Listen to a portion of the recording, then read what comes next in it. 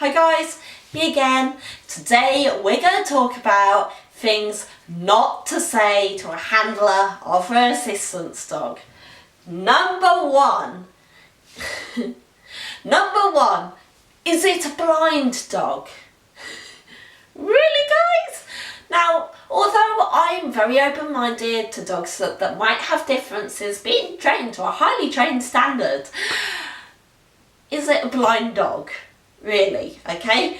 I know there's lots of seeing eye or guide dogs, organisations that have high prominence within the UK, but there's other, first, the dog possibly needs to be, in fact, I would highly rate the possibility of the dog needing to be able to see as a reasonably good assistance dog is a relatively high priority skill.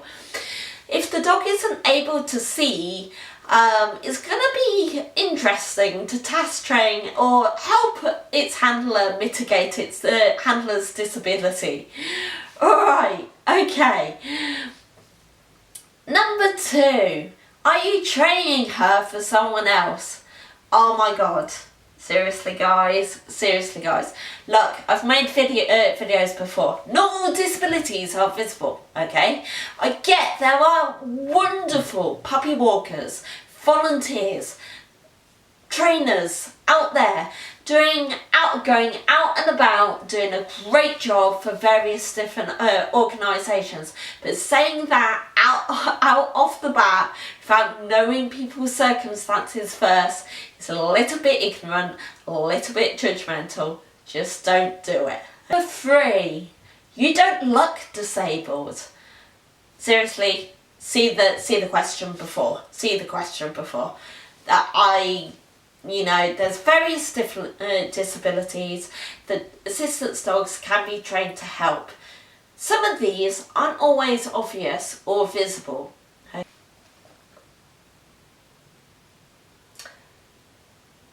Have I made my point yet? Oh, I can't even remember what number I'm on, but I'll go with the flow. Let's say it's number 6. Okay, right. Things not to say to assistance dog handlers. Okay, next one. Oh, so what's wrong with you then? Okay, now this one's a difficult one because some people might not actually mind being asked, and actually they're quite open about their disabilities or conditions or whatever they have their assistance dog for, okay? Now, however, I do think that is a bit of a cheeky question. That is the equivalent to some people of saying, what was the results of your last cervical smear test? What was the results of your last prostate exam? Now, if you're not willing to give those results, or you're not willing to describe the whole experience to the person you're asking these questions to, don't ask. Perhaps if you're really intrigued and the handler looks like they're in a good place, they're not outwardly distressed, or the dog doesn't say, the dog doesn't have on their jacket, don't distract or do not make eye contact, then it might be a good idea to ask the handler, say, what tests does your dog do? Okay, however, don't be mortally offended if they don't wish to engage in conversation. Sometimes, unless you have a good reason, it's a little bit like going around and walking a unicorn. Sometimes they just want to get on with their day, and that's perfectly fine too. They are under no obligation to tell you their full medical. Number 7.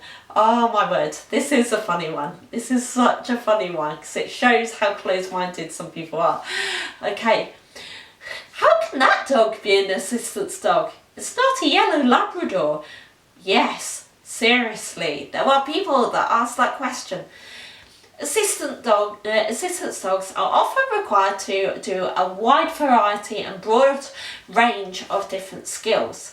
Like people, dogs have different skills that they're inherently likely to be good at. This can vary between breeds. Naturally, breeds vary between sizes, weight, hair length, colour, type, personality, character, etc. Okay, assistance dogs can be any breed of dog apart from a banned breed, as far as I know. Okay, so whether you have a Chihuahua that directly mitigates your disability, or a Great Dane that directly mitigates your disability, or a Staffordshire Bull Terrier or Staffordshire Bull Terrier that mitigates your disability, or a Poodle that mitigates your disability, or Border Collie Cross Lab that mitigates your disability, or a Yellow Labrador that mitigates your disability, you are covered. It's okay. Your dog is perfectly okay to be an assistance dog. Okay, people really need to go and educate themselves. I find this hilarious. I find this question utterly hilarious now in 2018. Really, people need to know better. Right. Oh my god, right. Number 8. You're not disabled. You're just looking for an excuse to bring your pet with you. Oh dear, oh dear, oh dear, oh dear. First of all, okay, an assistance dog is not just a pet, okay?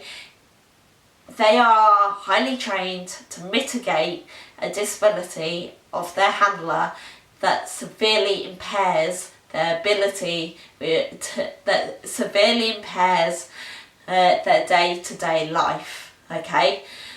My guess is quite a few people would much rather have no difficulties rather than just being able to bring their dogs in places, okay?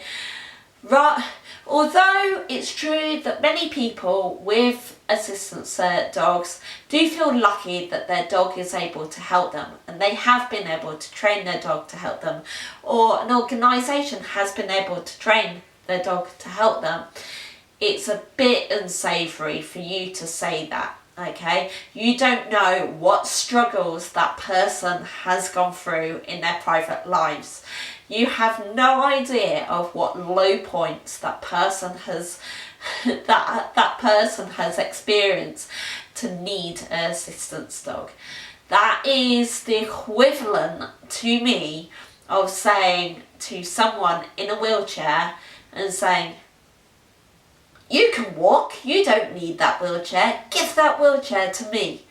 Walk, you moron, walk, okay? Now, I'm sure there are dicks out there that would do that, but don't be one of them, okay?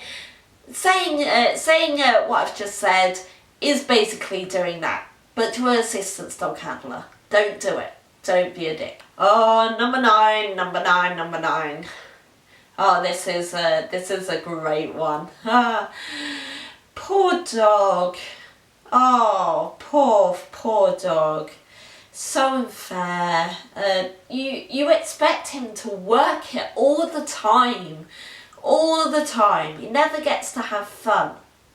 Are you serious? That dog most likely has the life that most pet dogs would kill for. They get to be with their human 24/7 and most likely have been trained to a high standard, allowing them to have a very good quality of life going anywhere with their human, okay?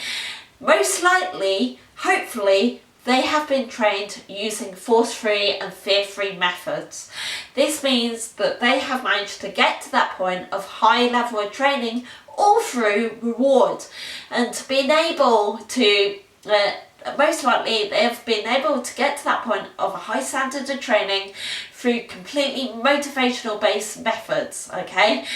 That dog, all these complex behaviours are much easier taught using, things that the dog really wants to work for. So like tasty treats, their favourite toys, cuddles, sniffs, going to play with other dogs in the park, going swimming, chasing squirrels. these can all help with assistance dog tasks. The dog has a life of Riley. Chill out, okay? Don't be a dick. Dearie me. Number 10. Last but not least. Oh, can I pet him? Can I stroke him? Can he have a sweetie? Can she have a cuddle? Normally said was touching, distracting, making eye contact, feeding the dog, that most likely they are marked, saying specifically not to do. When challenged, these people will often say, oh, but I want to praise him for being so good. No. You have probably ruined that person's training, okay? That dog's training. They've probably ruined it, okay?